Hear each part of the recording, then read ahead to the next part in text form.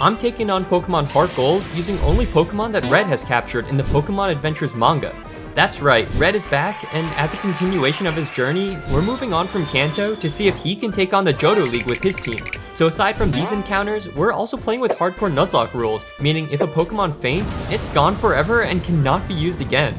At the very end of our journey, we also have a very big surprise battle coming up. Instead of a Red vs Red showdown at the top of Mount Silver, we have another surprise champion here to defend their title, but that's for later. Let's not get too ahead of ourselves. With all that being said, let's jump back into the manga canon as we pick up our starter. You might notice that our starter selection isn't quite the same, as Professor Elm now offers us a Bulbasaur, similar to how Oak gives us Soar in the original manga. Red had accidentally released all of Oak's Pokemon, so the two of them scrambled to recapture everyone. Poor Oak, in all the commotion, this Pidgey absolutely violated him. Well, after chasing everyone to Viridian City, there was one last Pokemon to recapture, and that was Bulbasaur. They spot him darting into an abandoned gym, so they follow suit, but they're soon face to face with a wild Machoke. Bulbasaur tries to hold him back, but at level 5, he just isn't strong enough. But Red gets a brilliant idea to let in some sunlight, and the new Sun Boost allows Bulbasaur to charge up a Solar Beam to one-shot the wild Machoke. That was a much wilder start to his journey, because in our adventures, we only have to take on one challenge, that being our new rival Silver. He's got a stolen Totodile, but with our level advantage and our Leech Seed, we can take him out without any trouble. Thankfully, no Solar Beams required this time.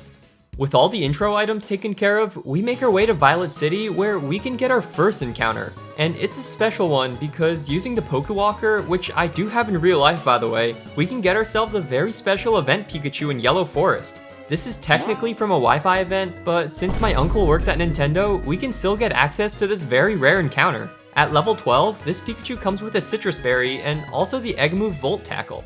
We can also grab one more encounter, and that's a Bellsprout on Route 31. He's from this one panel in the manga, but I won't use him too much. I name him the best nickname I've ever come up with, Tree the Victory Bell. Watching back my first video, there are many moments that make me cringe, and this one's probably the biggest. Either way, since Tree and Soar have the same typing, I won't use him all that often. And with Soar's quad resistance to the Bellsprouts here, we can easily take out the Elder and get geared up to challenge Falkner. With both his Pokemon having a super effective matchup into our two plants, this battle could be a little scary. He leads with Pidgey, and we've got Soar as our lead. Immediately, we can set up a Leech Seed to permanently give us health back each turn, as Pidgey only goes for a Sand attack. But the accuracy drop doesn't matter too much since the Leech Seeds have already been sown. That grants us a safe switch into Pika since any damage we take upon switch-in can be healed back. Then, on the next turn, we outspeed and take him out with a Thunder Shock instead of a Volt Tackle, since the latter would deal recoil damage to us. Falkner sends out Pidgeotto, but since we've been preserving our health this whole time, we can outspeed and fire off a Volt Tackle, getting the clean one-shot and taking out his ace, winning us the battle and our first gym badge. With Falkner defeated, we can get a few more encounters before the next challenge. The first one isn't technically an encounter yet, but by grabbing Rock Smash from this guy, we can make our way to the ruins of Alph, where we actually get the old Amber on the very first rock. We can't do anything with this encounter until we arrive in Kanto, so Arrow won't be joining the team until then. Instead, we can make our way south of Violet City to the Pokemon Center to talk to Michael Jackson over here. Hey kid, would you like one of my rods? Get the f away from me. We steal his old rod and make our way back to Violet City where we can fish up Red's main partner in crime, a Poliwag named Polly. In the manga, Red actually started his adventures by sending out Poliwhirl against a wild Nidorino. He first caught him as a Poliwag, and one time when he was out swimming, Red got washed away by the current and was about to drown, but Polly evolved into Poliwhirl to save him, cause, you know, Poliwag has no arms.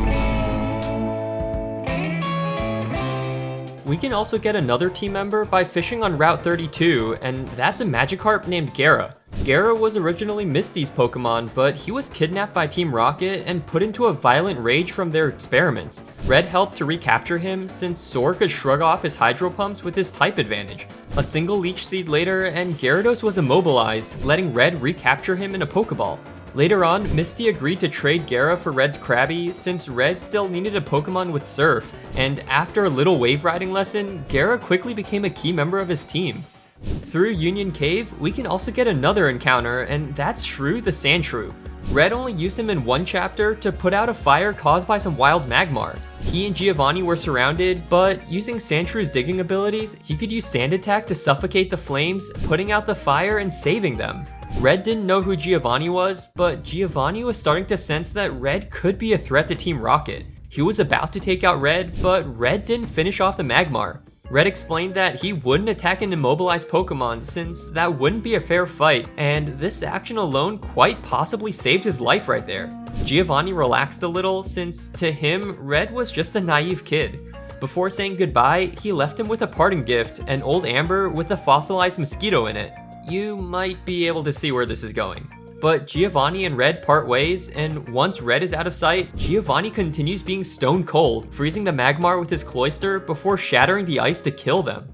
Okay, I know it's a catching spree right now, but we have one more encounter, that being Spearow on Route 33. In the manga, Red had to fend off a Fearow to stop him from attacking Bill, who, in the manga canon, managed to fuse himself with a Rattata. This is where the famous photo comes from, but this wasn't actually Polly. It was just an illusion, which allowed Polly to freeze Fearow with an Ice Beam before Red caught him in a Pokeball. Okay, that's our last encounter for the split. We're definitely not forgetting anyone, right?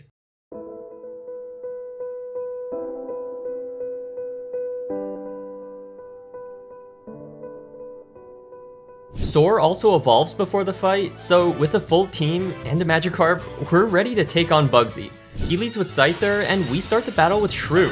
We're not going for Sand Attack strats though, we're unloading with Rock Tomb, which was conveniently located in Union Cave. That drops Scyther to yellow health, as a health Citrus Berry brings him back to the green. On the next turn, Bugsy completely throws by going for a Focus Energy, which I'm guessing is because he didn't see the kill with U-turn, so we can connect with another Rock Tomb to take her out.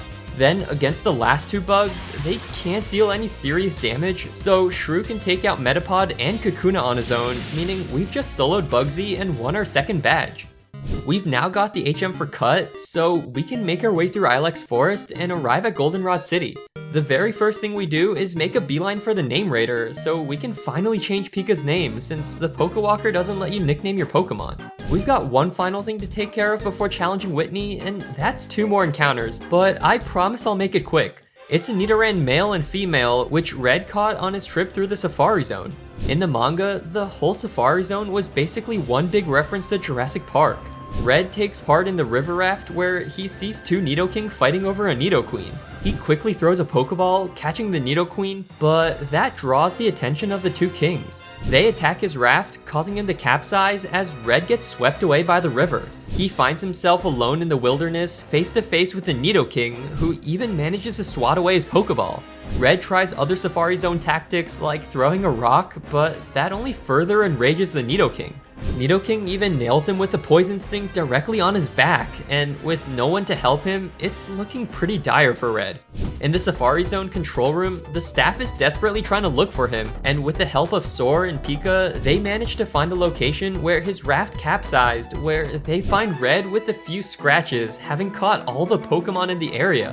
And if you look closely right here, that's our next encounter. We can use Headbutt on Route 34 to get an Execute, but since Red never used him, I won't be evolving her into Exeggutor. Instead, we can evolve both our Nidos, and with their super effective double kicks, I'm expecting them to be putting in the work for this fight. Whitney starts the battle with Clefairy, and we leap with Soar. We once again start the battle with a Leech Seed, as Clefairy only hits us with a double slap.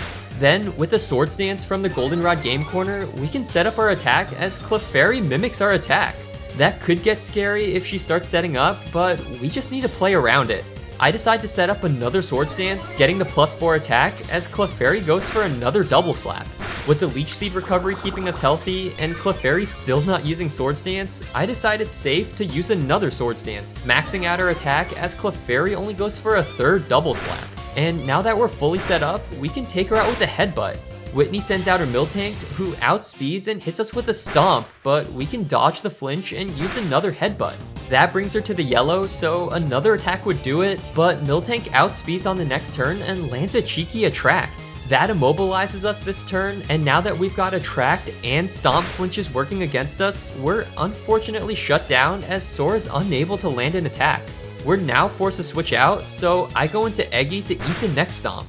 Then we can set up a Leech Seed, since even if we can't attack, the Leech Seed will keep draining her HP. Then on the next turn, after dodging a Stomp Flinch, we can even paralyze the Fat Cow with a Stun Spore, permanently cutting her speed and giving us the upper hand. But her Lumberry cures it, so on the next turn, as Whitney heals with a Super Potion, we've got to land another one, which we do. So Leech Seed plus Paralysis plus a Reflect, and we've got this one in the bag. I switch into Nido for the final blow, taking her out with a double kick and winning us the battle, letting us collect our third gym badge. With Ecruteak now unlocked, we can talk to Bill to get the gift Eevee from his house. In the manga, Eevee was actually captured and experimented on by Team Rocket, and because of this, he had the ability to change his form into Jolteon, Flareon, or Vaporeon whenever he wanted. Red and Bill first hear about him as a Flareon, so he prepares his Krabby for battle, but V changes into Jolteon to one-shot him. Red switches into Diglett to counter him, but V changes again into Vaporeon for the type advantage and washes him away. Then, Red sends out Soar to use a grass move, but V changes into Flareon and blasts them with the Flamethrower. Red realized that V was sensing which type to change into using his sensitive ears, so by covering those with the Razor Leaf, he was able to take him out with the Solar Beam before V could transform again. They found that he had some chip on his ear that was causing these crazy transformations, and although this may seem cool, it was really tough on poor V. After bonding with Red, he was able to move past his trauma, and their friendship allowed him to evolve into Espeon. I always like this story because it shows that traumatic events from our past don't have to define us, and with enough time and the right people, we can move past them and continue to grow in our lives.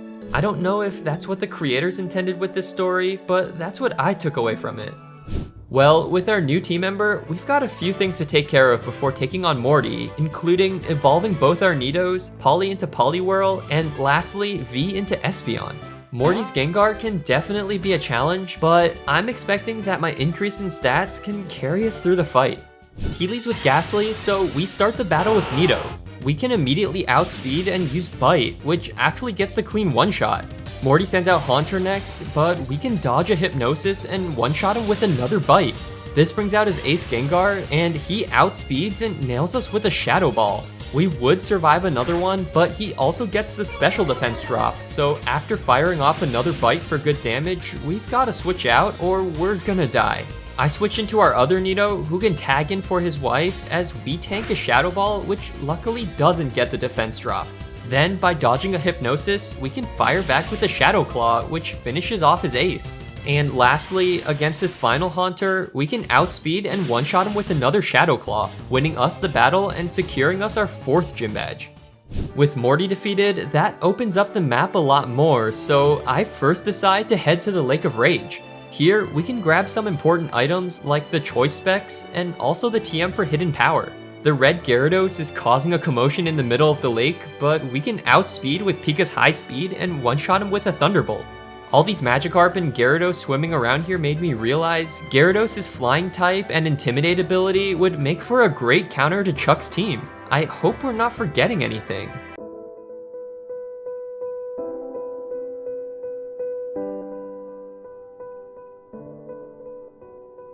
Well, regardless, it's time to make our way over to Cianwood and challenge him, but with V's high special attack, I'm pretty confident in our odds. He leads with Primeape, and I start with our star player Espeon. With the held choice specs, we can outspeed and use Confusion, which even though it's low base power, can still easily secure the one-shot.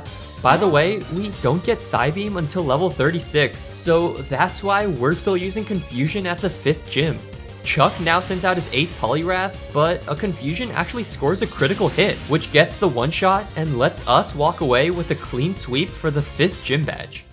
Now, before we can take on Pryce for the 6th badge, there's a little Team Rocket stuff in Mahogany Town. We storm through the hideout with Lance, which I love seeing recreated in the Pokemon Generation series. Battling side by side with Lance and his over-leveled Dragonite is always the best part of the storyline. So after freeing the Electrode, Lance and I part, but knowing the champion fight up ahead, it's good to get prepared and learn how to counter his dragons. And there's no better place to learn than with Pryce and his gym of ice types. He starts the battle with Seal, who is famously not an ice type, but we can start the battle with Soar, who is now evolved into Venusaur. We start the battle by setting up Leech Seed, as Seal only uses Icy Wind to lower our speed. But with the Leech Seed recovery, we can set up with the Swords Dance, doubling our attack before taking them out with the Razor Leaf. Pryce sends out Piloswine next, and with all our speed drops, he actually outspeeds us and sets up the Hail as we miss our Razor Leaf in return. On the next turn, Piloswine actually uses Blizzard, which gets the boosted accuracy from the Hail, which I had no idea he was carrying. We usually take him out before he can attack, so that right there almost cost us the run. Luckily, Soar can survive on 16 HP, allowing us to fire back with the Razor Leaf, which thankfully connects for the one-shot. The Hail Chip brings us to 10 HP as Pryce sends out his last Pokemon, his Dewgong. I switch into Pika as Dewgong tries to pick us off with an Ice Shard, and on the next turn, we can outspeed and use Volt Tackle, which fortunately gets the knockout as we're brought low due to the recoil. But with Dewgong taken care of, that's Pryce defeated and our 6th gym badge obtained. By the way, you guys want to see me get the 7th gym badge? I know Polly hasn't gotten too much time to shine, but with the choice specs equipped, we can send them out against Jasmine's team, taking out everyone with the specs boosted Surf.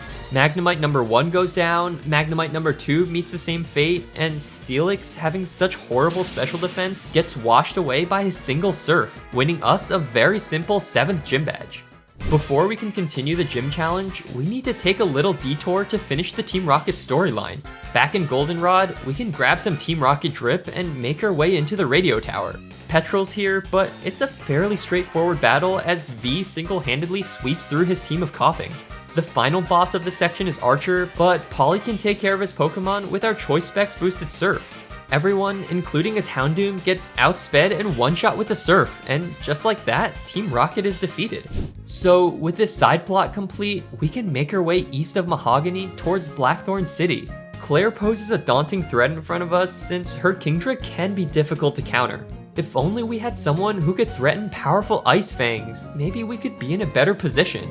I'm not forgetting anything, am I?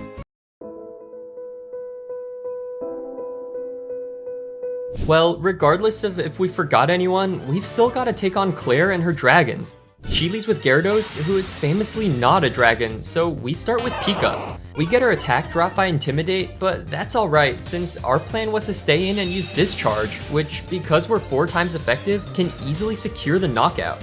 Clair sends out Dragonair next, so I switch into Nido. Dragonair fails a Thunder Wave, and on the next turn, we can outspeed and land an Ice Beam, bringing her down to the yellow as we also manage to get the 10% freeze. Dragonair stays frozen, so on the next turn, we can take her out without taking any damage ourselves. Clair now brings out the big guns, sending out her Kingdra. She threatens Hydro Pump, so I switch into Soar to resist it. But Kingdra's attack output is way too strong, as a Dragon Pulse deals too much damage. But we can tank it and hang on in the yellow, giving us the opportunity to set up a Leech Seed. With the additional recovery, we can tank another Dragon Pulse, surviving on 15 HP as we fire back with the Razor Leaf, which brings Kingdra down to half. Her Held Citrus Berry regains some health, but even after the Citrus recovery, we can't stay in on another Dragon Pulse. I switch into V, who tanks the attack as the Leech Seed keeps us pretty healthy. We're faster than Kingdra, so we outspeed and use Psybeam, but she somehow manages to hang on. In return, Kingdra blasts us with a Hyper Beam, and we tank it. The Leech Seed saps off the final notch of her health, finally taking out Clair's ace before she has the opportunity to heal. Last out is her final Dragonair, but I decide to stay in and use Psybeam.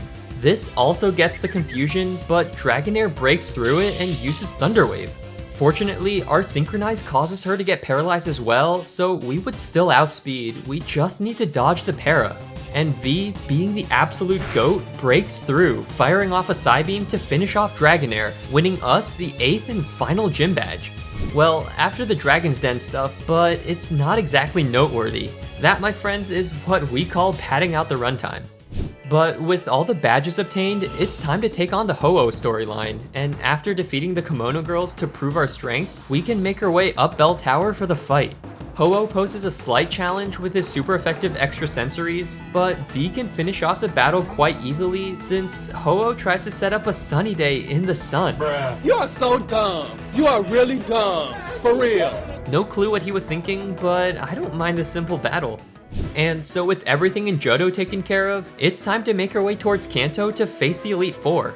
We can expertly maneuver around the trainers to avoid most of the battles. That's a little Nuzlocke trick for you, since the less opportunities for a random crit, the more likely you're gonna stay alive. We also evolve Polly into Poliwrath after he learns Wake Up Slap, because we don't get any other fighting coverage for some reason.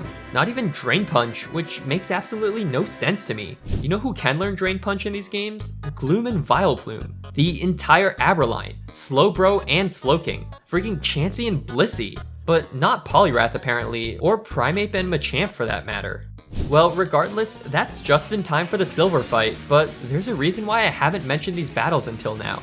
Polly one-shots Sneasel with her new Wake Up Slap, V takes out Kadabra with the Shadow Ball, along with his follow-up Haunter and Golbat. Soar takes care of Feraligatr with Razor Leaf, along with his final Magneton, which wins us a very simple final fight.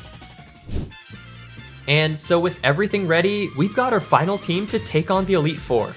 We have Soar the Venusaur as a Swords-Dancing Wall Breaker with Synthesis for recovery. Polly the Poliwrath, our bulky physical attacker who's also carrying Ice Beam to cover for the incoming Dragon types. Nido the Nidoking, our dedicated special attacker with a rainbow of coverage moves. Bro thinks he's Sheer Force Life Orb, but this was the best moveset I could come up with. Next up is Pika the Pikachu with fast Fake Out support and powerful magnet boosted electric moves. V the Espeon with Choice Specs boosted special attacks, a powerful nuke with our Hyper Beam, and a sneaky hidden power which happened to be HP Ice. And last but not least, Nido the Nidoqueen, our other dedicated special attacker, and our main Dragon Slayer, as our Nevermelt Ice is here to boost the power of our Ice Beams. With everything prepared, we step into the final chambers for the upcoming gauntlet for our hardest challenge yet. The first obstacle is Will, who leads with Xatu as we start with Pika. Our strategy is to first get some chip damage with Fake Out before finishing off Xatu with the Discharge. This baits out Jinx, so I switch into V to resist his attack. Jinx instead goes for a Lovely Kiss, putting us to sleep, but I decided to stay in and tank a few Ice Punches. One Shadow Ball later and Jinx is taken care of. Will sends out Xatu, who's running Ominous Wind to hit us super effectively, so just to play things safe, I switch into Pika. Another Fake Out plus Discharge combo later, and Xatu goes down. Will now sends out Exeggutor, whose best move is Psychic, so I switch back into V to resist it. But Exeggutor manages to land a critical hit, bringing us down to the red and cutting our time short.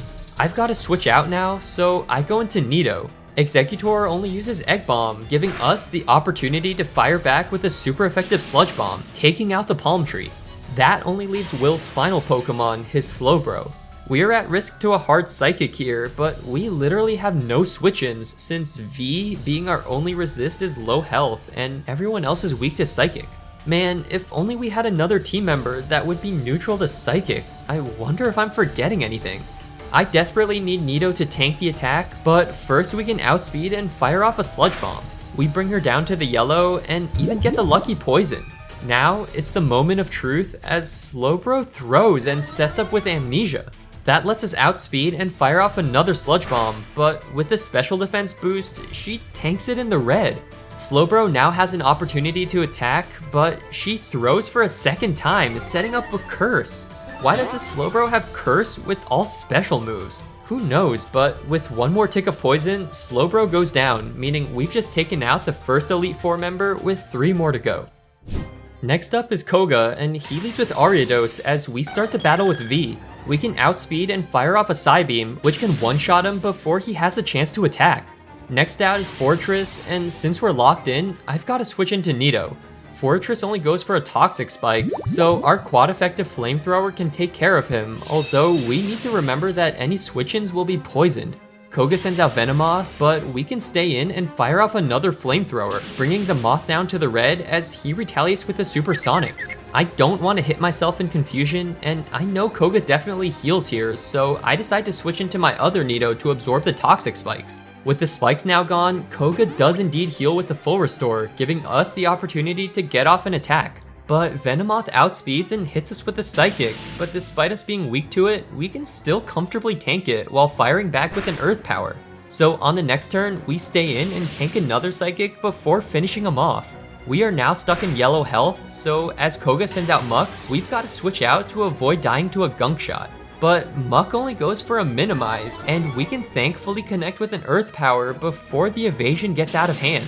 Muck actually survives in the red as he misses a gunk shot, and because of the evasion boost, we miss the kill with another Earth Power. Muck only goes for Screech, so a few more tries later and we can take him out without taking any damage.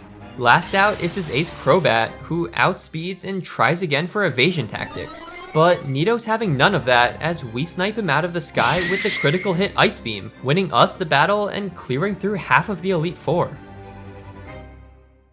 The third Elite Four member is Bruno, who leads with Hitmontop as we start the battle with V. But with the Choice Specs boosted Psybeam, we can outspeed and one-shot the spinning top before he can even get an attack off. Bruno sends out Onix next, but we can quickly switch into Soar and start setting up. First, we use Leech Seed to start recovering our HP as Onix sets up a Sandstorm. All that does is make my job harder when I edit the video, but a few Swords Dances later and a few syntheses to keep us healthy, and we're sitting at +6 attack. The Leech Seed eventually brings Onix to the red as Bruno wastes a heal, so a +6 Razor Leaf finishes off the Onix as well as his follow-up Hitmonchan. You know what? Scratch that. We finish off his incoming Hitmonchan as well, and we also one-shot his Ace Machamp. Well, we did get a critical hit, but still, clean one-shot regardless. And with that, that's 3 members down with 1 more to go. The last challenge ahead of us is Karen, and she specializes in Dark-type Pokemon. She leads with Umbreon as we start the battle with Soar. Right off the bat, we outspeed and set up a Leech Seed as Umbreon sets up a double team. That was my plan to avoid any evasion gimmicks, since we now have a guaranteed way to deal damage that a full restore can't get rid of.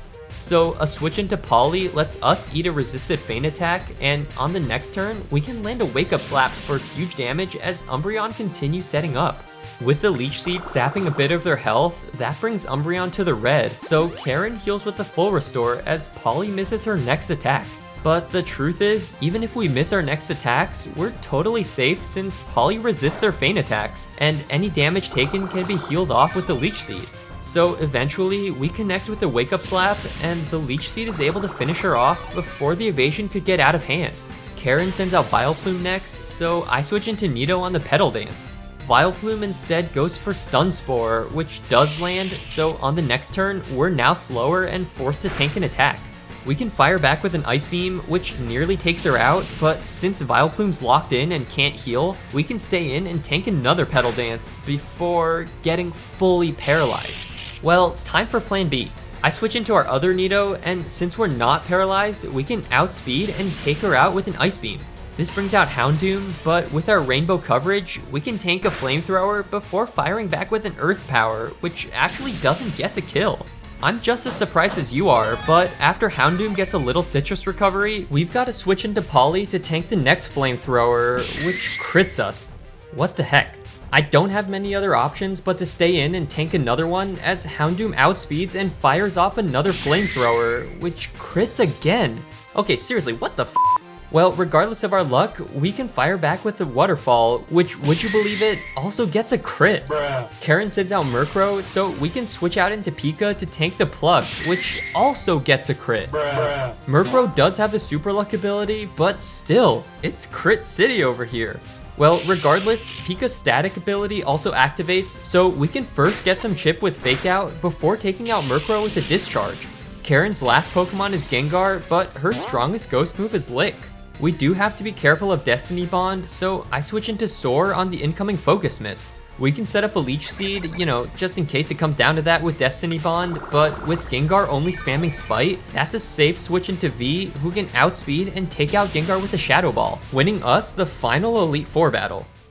One last challenge before Kanto, and that's Champion Lance and his team of flying types. Lance leads with Gyarados as we start the battle with Pika. Our tried and true Fake Out plus Discharge combo works great as we're able to take him out without risking any damage. But this immediately brings out his Dragonite, and man, this is gonna be a tough one. I immediately switch out into Nito, who can just barely tank an Outrage, but the more important part is, our Poison Point activates and poisons Dragonite. Then, on the next turn, we can outspeed and fire off an Ice Beam, bringing Dragonite to the red, although a Citrus Berry does recover some HP. But now it's time for our king to take a rest as Dragonite continues on his outrage, taking out Nito's remaining bit of health.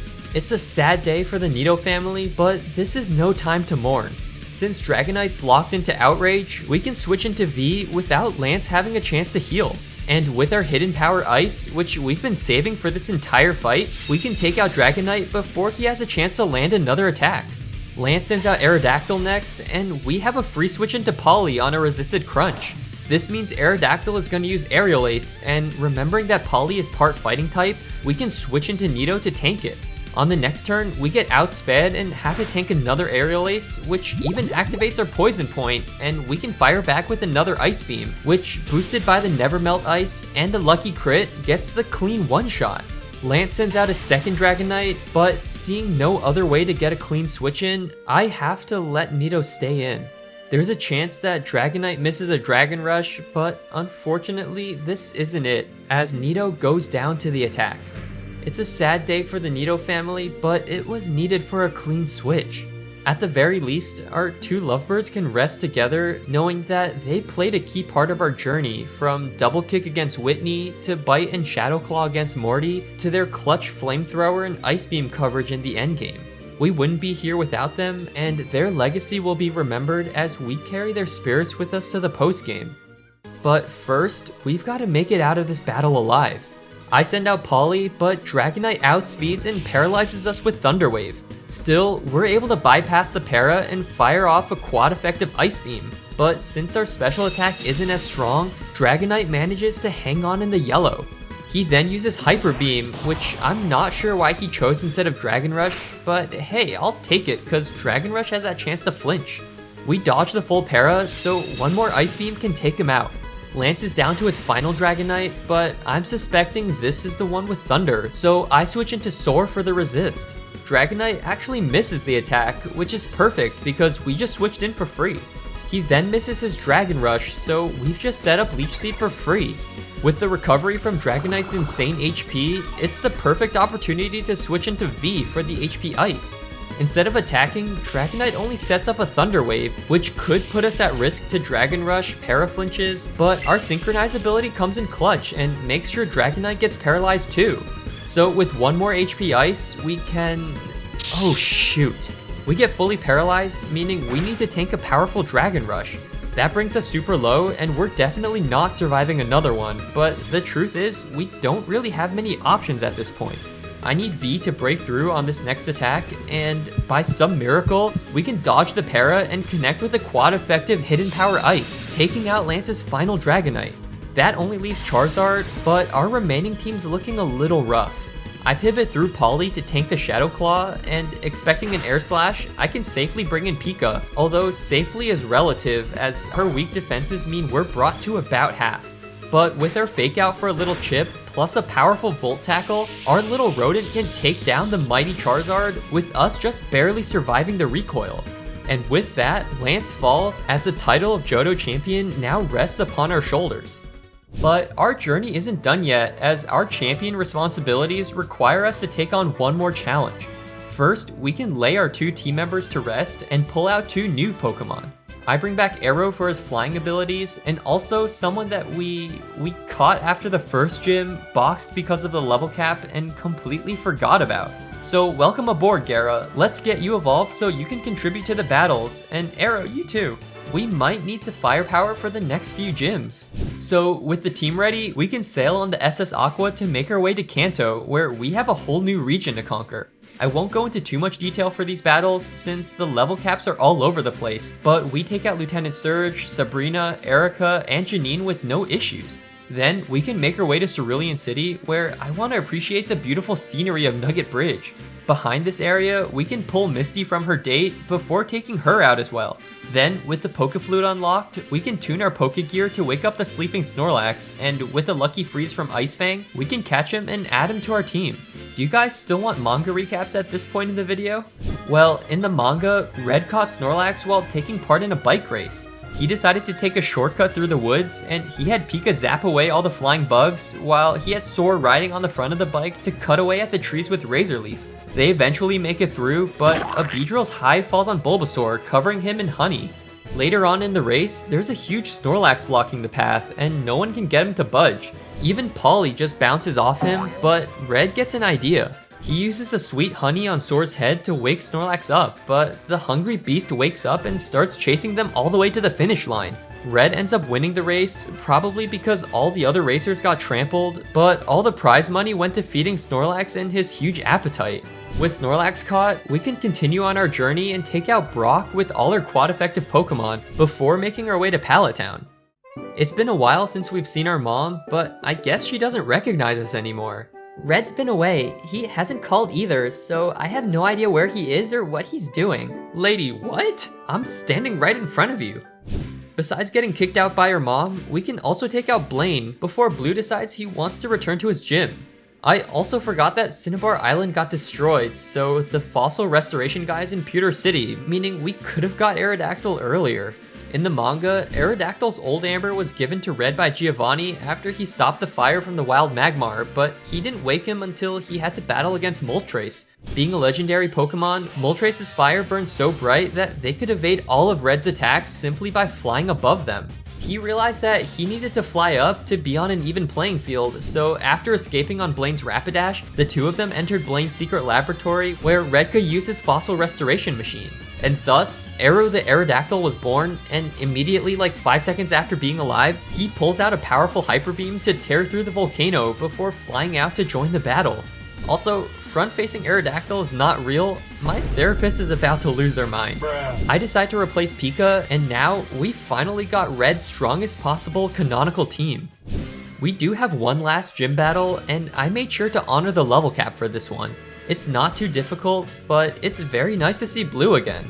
Aero one-shots his lead Exeggutor with a Fly, our Gyarados takes out his Gyarados in the mirror matchup, a quad-effective Surf one-shots his Rhydon, Soar cleans up his Machamp, Polly washes away his Arcanine, and Aero comes back out to take care of Pidgeot.